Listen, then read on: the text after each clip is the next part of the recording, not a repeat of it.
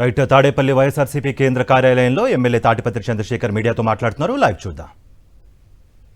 పచ్చనేతల జేబుల్లోకి పోతుందని ఇట్టే అర్థమవుతుంది. ఎందుకంటే రాష్ట్రంలో ఎక్కడ చూసినా విచ్చలవిడిగా మద్యం అందుబాటులో ఉంది, కానీ ఖజానాలకు మాత్రం కాసులు పడట్లా. ఈ కాసులు ఎట్టుపోతున్నాయి మరి? ఈ సంవత్సరం కేంద్రం విడుదల చేసినటువంటి గణాంకాలు చూస్తే జార్ఖండ్ 45% ఎక్సైజ్ రాబడి వృద్ధి చెందింది, తెలంగాణ 22% ఎక్సైజ్ రాబడి వృద్ధి చెందింది, మధ్యప్రదేశ్ 17%, ఉత్తరప్రదేశ్ 16% వృద్ధి చెందాయి. కానీ మన సంగతి ఏందో తెలుసా? -13%. ఈరోజు కూడా గొప్పలు చెప్తున్నాడు అసెంబ్లీ సాక్షిగా పెద్ద ఆయన.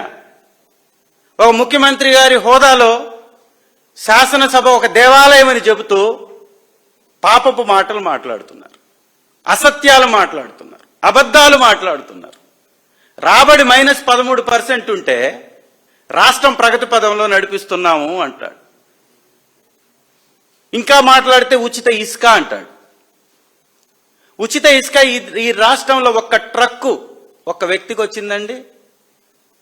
పేదవాడు పూరిళ్లు కట్టుకోవడానికి తీసుకెళ్లే మట్టిని కూడా చెక్ పోస్టులు పెట్టి ఏఎంఆర్ అనేటటువంటి వ్యవస్థ ద్వారా రాష్ట్రంలో ఉన్నటువంటి అన్ని ప్రాంతాలని టెండర్లు పిలిచి మరీ అనేక కంపెనీలకు ఇచ్చినట్లున్నాడు. ప్రకాశం జిల్లాలో ఏఎంఆర్ అనేటటువంటి సంస్థ ప్రతి ఊరి నడిబొడ్డున ఒక చెక్ పోస్ట్, ప్రతి గ్రామ వీధి మొదట్లో ఒక చెక్ పోస్ట్.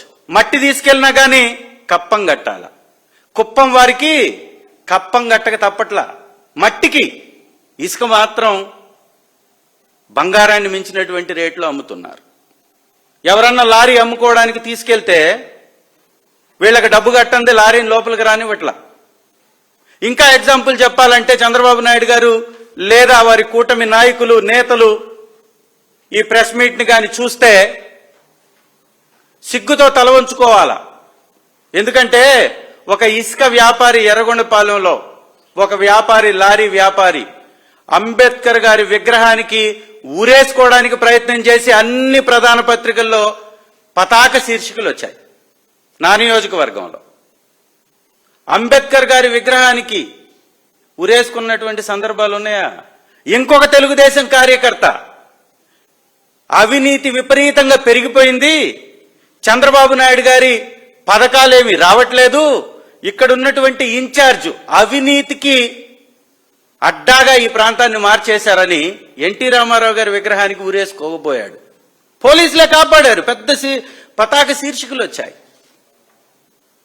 ఒక్క ట్రాక్టర్ ఇసుకని ఉచితంగా ఇవ్వకపోయినా గతంలో మా ప్రభుత్వంలో 7,500 కోట్ల రూపాయలు ప్రభుత్వ ఖజానాకు వచ్చి పడేయి సంవత్సరానికి ఇసుక ద్వారా.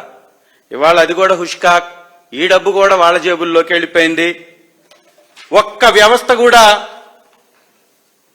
సక్రమంగా పనిచేయట్లా. ఇంకా ఏమన్నా మాట్లాడితే మీరు అవినీతి పరులు అంటాడు. అవినీతి